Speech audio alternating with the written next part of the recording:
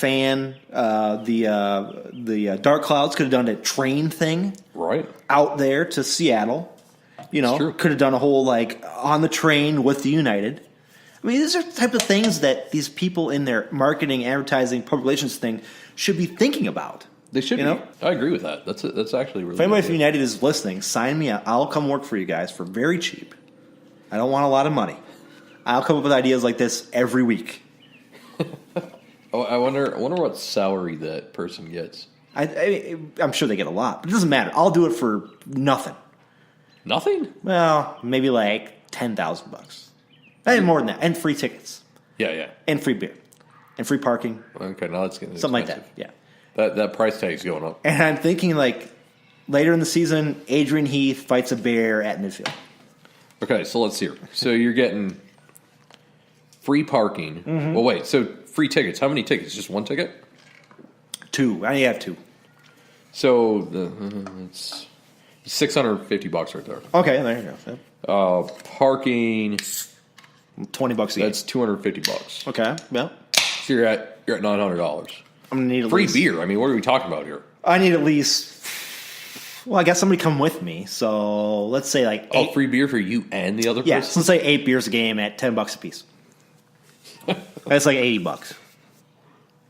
That's they're going to spend more money on your beer. Yeah, than on the tickets. Hey, that's fine. It's $1,300. Yeah, I mean, you're talking. Well, that's not bad. I mean, that's $2,200 a yeyear. And I'll come up with an idea every week for something. Adrian Heath fights a bear at midfield. I could do that. I mean, that's from that Will Ferrell movie where he fought the bear. But I mean, semi-pro. So I mean, that's not my own idea. But I mean, there's all kinds of ideas you get.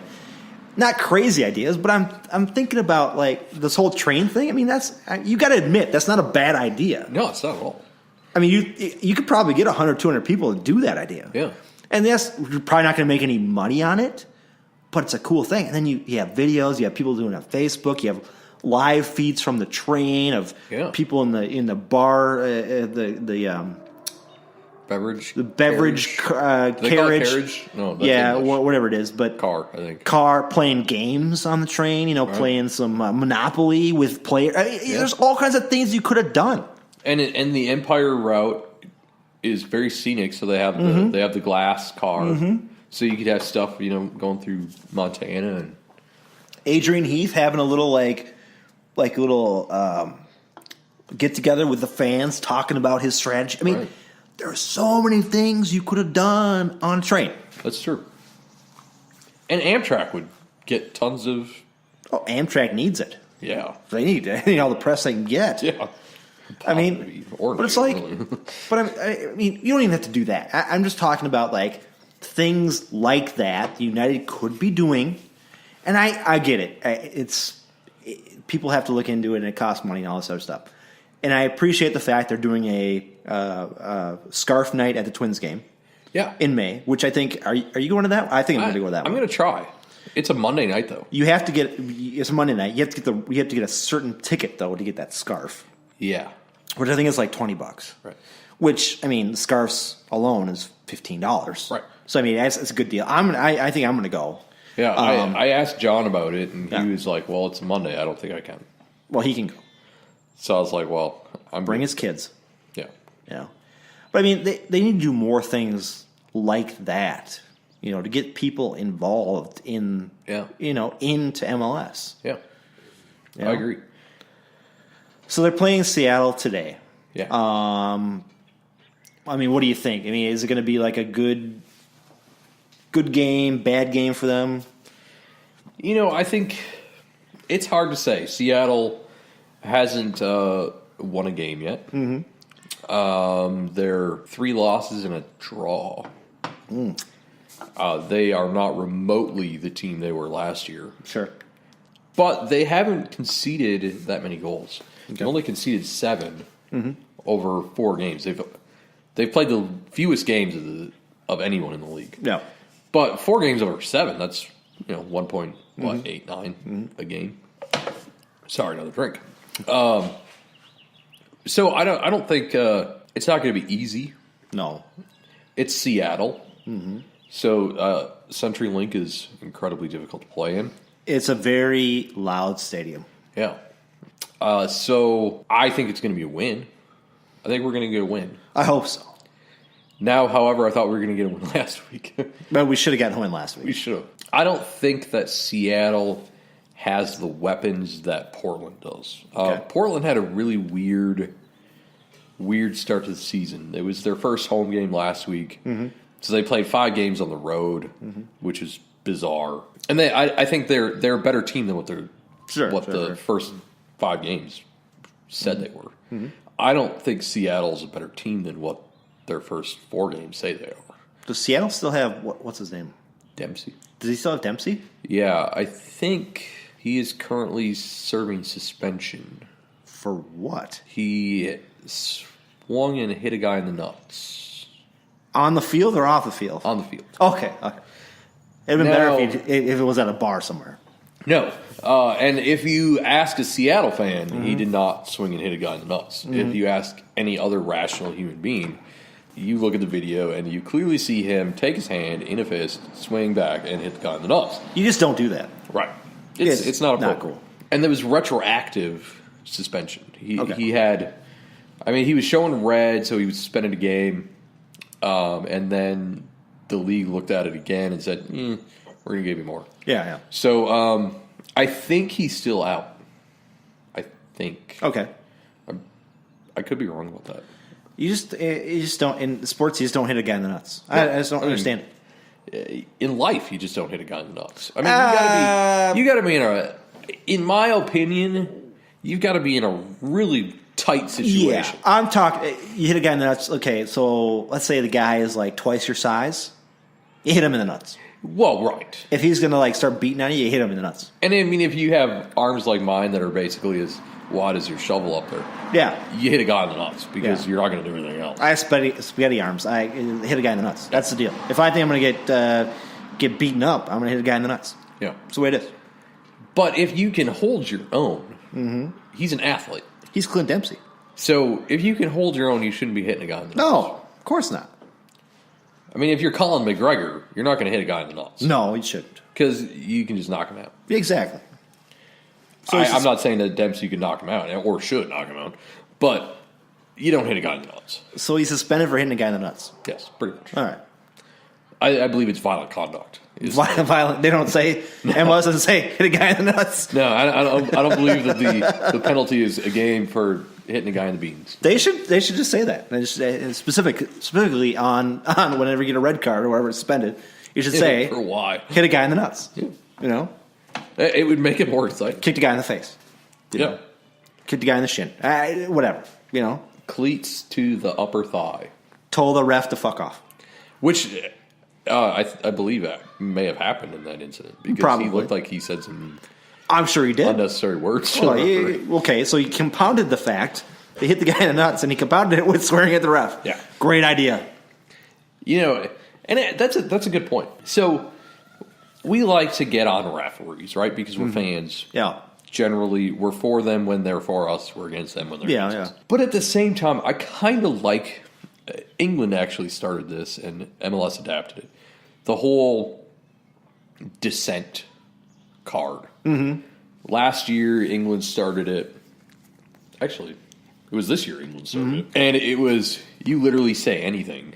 Yeah. After a foul, you're going to probably get a card. Well, they've enforced it pretty well. And so I think MLS took advantage of the fact that we start in the spring to be able to watch 2/3 of the EPL season and see how it worked. Sure. And they also have kind of done that. I don't know if it's official, but I've seen a couple fouls or cards called now that have been for dissent. And I think it's a good thing. I don't think fans should be berated for completely and utterly going after a referee, booing at them. No. Calling them every name that could possibly be called. Well, there's a line. I disagree. There's a as long as you don't insult the mom. Yeah, but I'm sorry. What I think is there's totally a line when you're talking to refs or you're yelling anything as a fan. I think profanity can't come into play because you have kids there. I agree. You know what I mean? It's so profanity. You can be as creative as you want. And I've been to Timberwolves games behind the basket where I've been pretty creative yelling at other players. Sure. I was at a game once, and Kerry Kittles, if anybody knows that name, from the Nets, New Jersey Nets. I was yelling at him from behind the thing, and I was not using profanity. I was just talking about his draft status and how he was drafted 7th, and he totally sucked, blah, blah, blah, this and that. And he was looking at me. Yeah. It takes a smarter person to do insults like that than does somebody to say, F you, you're terrible. A referee shows a Minnesota player a card for a questionable challenge. Yeah. You can maybe say, it might be yellow, maybe not. But overall, it was pretty weak.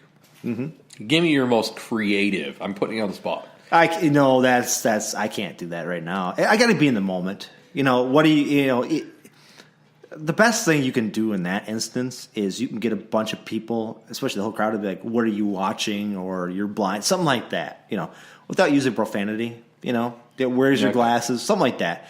I can't, for the life of me, start yelling, F-bombs and stuff at that guy because, frankly, like I said, there's kids in the stadium. Right. Yeah. At home. When I'm at home watching it, oh yeah, I'll yell it. And my kids will be upstairs and they can't hear me, but I'll yell that type of stuff. But you got to watch yourself. We can't be like, European soccer, the fans in those stands, right. I know for a fact they are, they drop F-bombs and whatever. But isn't that more of a society thing, though? Yeah, they just don't have a... And they're very involved in that. Yeah. In that Vikings games, I've been to Vikings games where people are, it is profanity laden, bad calls. I mean, it's terrible because we're such big football fans here. Sure. Twins games, same deal. We're such Timberwolves games and Wild games, yes. MLS, I don't know, man. It just seems like there's more kids at those games than anything else. I agree. I think that soccer's always been kind of into bringing the younger generations because they're smart. They realize, well, we're not the most popular sport, so let's get these young kids into it. And the best trash talkers don't use profanity. They just don't, and they don't get personal. Right. They've come up with something. And I can't, right now on the spot, I can't do it, but if I was in the moment, I'm sure I could. But you have to really watch yourself at those games because I want to make it nice for everybody. I know we were I'll give an example. We were at a game last year. You were at that game. Those guys, there was guys behind us. There was a foul in the box, and the guys behind us were telling me to sit down because there wasn't a foul in the box. I wasn't yelling profanity. I was just like, come on. I was yelling out. These guys are, that wasn't a foul. That wasn't a foul. That was a foul. And they were United fans. And I'm saying, and I kind of turned around and I was like, dude, you're United fans. Every questionable call you should be yelling about. Right. I don't care if you think that the guy didn't foul the guy. You should be yelling about it because you're a United fan. That is your duty to get involved in this game. Yeah, I get that.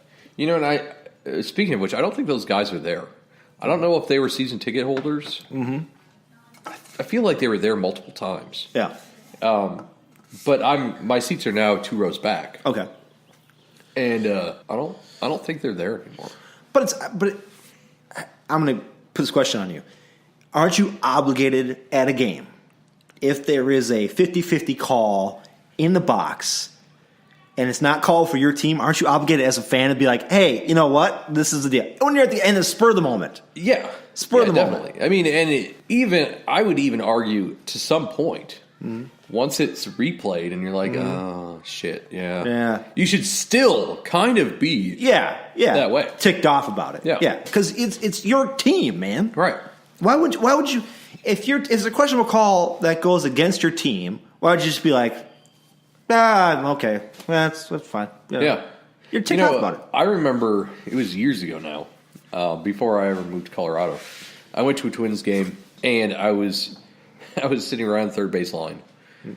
And there was some call, stolen base, and it was a pickoff. Mm-hmm. went against Twins. I'm like,